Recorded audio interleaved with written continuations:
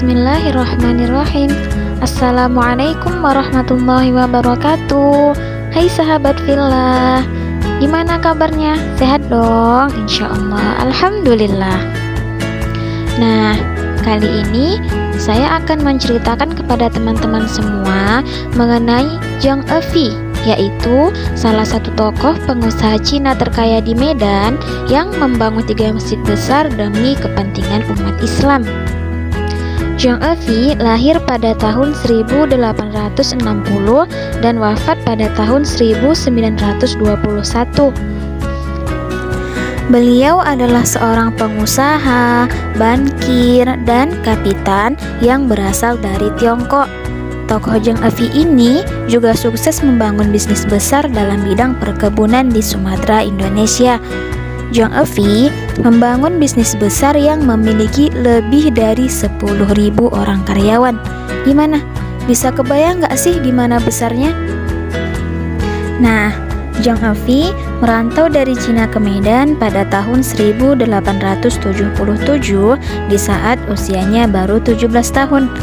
Zhang Efi merupakan anak keempat dari 7 bersaudara. Tiba di Medan, Zhang Efi bekerja di kebun tembakau. Selang beberapa tahun, bisnisnya pun tumbuh besar. Zhang Efi memiliki karyawan ribuan orang. Seiring waktu, Zhang Efi menjadi pemimpin orang Cina di Medan pada tahun 1890. Nah, di masanya, berbagai pembangunan ditorehkan di Medan dan sekitarnya, dari pembangunan masjid, gereja, dan fasilitas umum. Oleh Belanda, Zhang Efi diangkat sebagai penghubung antara pemerintah Belanda dengan masyarakat Cina di Medan.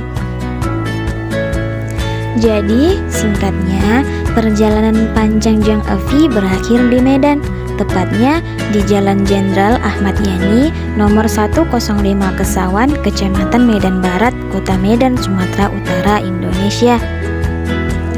Dan kini rumah peninggalannya itu menjadi salah satu bangunan lawas yang kerap dikunjungi pelancong. Pintu gerbang rumah itu terbuka untuk kunjungan turis antara pukul 9 pagi sampai jam 5 sore. Gerbang itu dilengkapi atap kecil khas rumah Cina. Bangunan itu berdiri sejak tahun 1900. Nah, kira-kira untuk tahun 2021 ini sudah berapa tahun ya? Untuk bagian dalamnya, dinding-dinding bagian kanan dipenuhi foto-foto Zhang Efi di masa lalu. Di sana terlihat antara lain saat dia bersama ketiga istri dan anak-anaknya. Ada pula fotonya dengan para penguasa Belanda pada masa itu. Foto bangunan Bank Kesawan yang didirikannya serta mata uang pada masa itu pun terpampang di sana. Silsilah keluarga juga terpapar dan pelajaran mengenai sejarah tentang kota Medan pun dimulai. Walaupun sudah berdiri bertahun-tahun, namun semua ruangan masih tertata rapi dan terawat, dan tidak semuanya khas Cina. Beberapa bagian dimunculkan dengan gaya Melayu dan Eropa. Pada bangunan ini ada 4 ruang tamu di lantai 2, yakni ruang khusus untuk menerima Sultan Delhi, dan ada juga ruang untuk tamu Belanda, Tionghoa, dan untuk tamu umum. Sebenarnya saat di Cina, Zhang Efi sudah menikah. Kemudian ketika di Sumatera, ia menikah dengan seorang perempuan dari Penang, Malaysia. Dan hasil dari pernikahannya, Zhang Efi mendapatkan 3 anak, namun istrinya tidak berumur panjang. Terakhir, Zhang Efi menikah dengan perempuan asal Binjai, Sumatera Utara dan mendapatkan 5 orang anak. Zhang Efi menjadi tokoh multikultural yang bisa merangkul semua kalangan. Dikenal dekat dengan kalangan Melayu, Arab, India, dan Belanda. Selain orang Tionghoa, Zhang Efi juga dikenal dermawan. Ia tidak hanya menjalin hubungan baik dengan Belanda, tetapi juga akrab dengan Sultan Delhi. Zhang Efi pun ikut menyumbang sepertiga biaya pembangunan Masjid Raya Medan dan juga sebuah masjid di Gang Bengkok.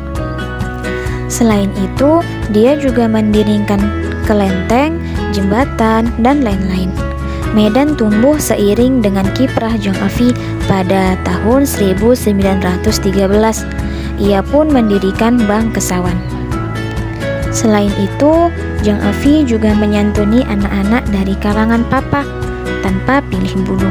Yang menarik dalam wasiatnya adalah Jong Evi meminta keturunannya untuk menjalankan prinsipnya tersebut dan terus berbuat baik, di antaranya dengan tetap menyantuni anak tidak mampu. Nah, dari cerita saya, tentunya teman-teman sudah paham dong gimana perjalanan kisahnya seorang pengusaha Cina terkaya yang bernama Jong Evi ini.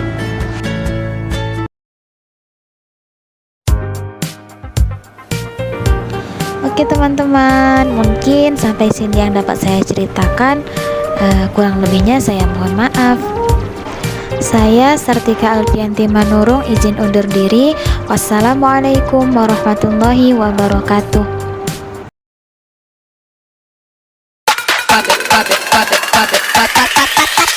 Holy moly, moly, moly.